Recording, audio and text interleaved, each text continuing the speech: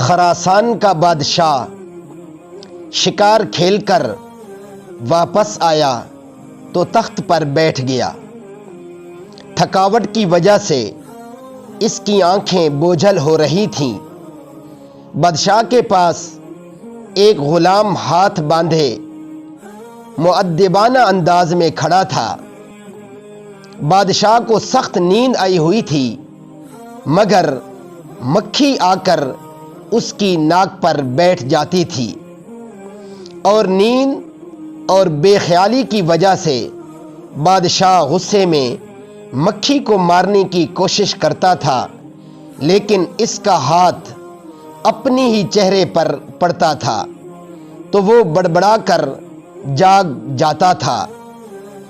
جب 2-3 دفعہ ایسا ہوا تو بادشاہ نے غلام سے پوچھا، تمہیں پتہ ہے کہ اللہ نے مکھی کو کیوں پیدا کیا ہے؟ اس کی پیدائش میں اللہ تعالیٰ کی کیا حکمت پوشیدہ ہے؟ غلام نے بادشاہ کا یہ سوال سنا تو اس نے ایسا جواب دیا جو سنہرے حروف سے لکھنے کے قابل ہے۔